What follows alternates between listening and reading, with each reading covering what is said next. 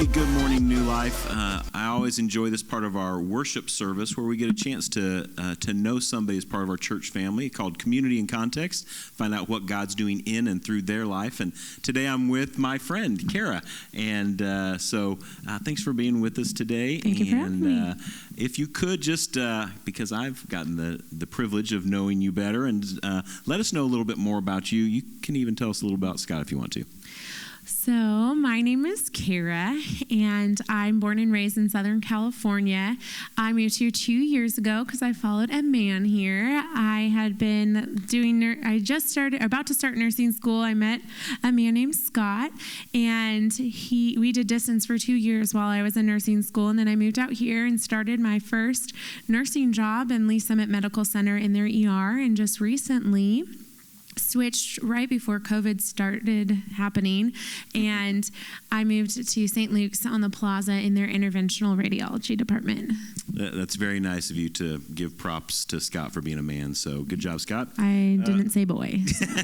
So I love the fact that you guys have made your way here to Kansas City and that you're part of our family here at New Life. What guided you to a career in medicine? This I'll try to make as short as possible. For most of my life, people had told me I should be a nurse, I should be something in the medical field or a teacher or something. And for a long time, I was made excuses of, I don't like blood, I don't like vomit, I don't want to do this. And then through college and after, I wound up working with high schoolers for 10 years and experienced those things. And just over a course event was realizing how much of an impact you have on reaching people in the physical sense to be able to then connect with them emotionally, spiritually, and relationally, and seeing nursing as that opportunity, and also my passion for human trafficking victims and sexual assault. I just had this idea of being able to connect with them physically, helping them with things that they may have going wrong in their bodies, but then able to emotionally and spiritually and relationally connect with them as well. Yeah, that's great. I can certainly see your gifts of care and compassion, so that's cool to see. So tell us a little bit, how has this COVID crisis impacted you, and even how has your faith intersected with that?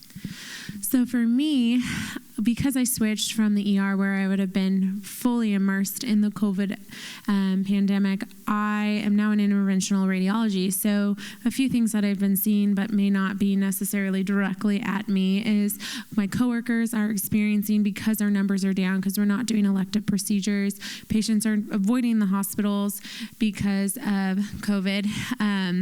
A lot of them are staying at home, coming in super sick, but our numbers are cut still in down to a third of our normal numbers. And so people are having to take PTO, having to take furlough days, their departments aren't even open. And so there's just a lot of fear in that.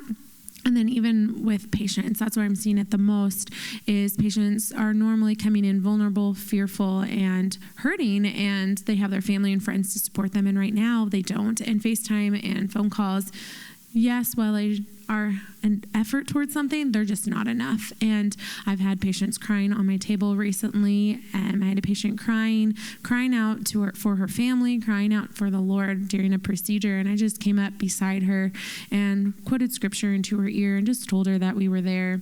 And for me, my faith is huge. I couldn't do my job without praying constantly. I'm just constantly on my hands and knees seeking the Lord and praying over my patients for their safety, for my hands, that they may be the hands and feet of the Lord, and the Lord may use me in that way, and even our staff. So yeah, that's great. And there's so much more. We get limited in what we see the impact. So you even mentioned employees. People are worried about their working hours and their job, and then those of you who are working so many hours, and then the patients and the illness and all that. So there's a lot to pray for. Thanks for your efforts in that, and really appreciate that. How could we be praying as a church family for you and Scott as we move forward here? Yeah, so Scott and I get married in September, and we just bought a house, our first house. Well, yeah. And so praying for financial wisdom and just the responsibilities of owning a home. Also that our home will be a place of comfort and be an opportunity to serve the Lord in that way, opening our home to people. And then for our marriage, just that we are focused on the Lord in ourselves, and then also bringing that into our marriage, that we are centered on the Lord. Well, I could not see you guys' home being anything but open because you guys are so friendly and welcoming. So thanks for your time here today. Thanks for being with us. Thanks for what you're doing during this crazy time in our culture. And I just appreciate you. Thanks a lot.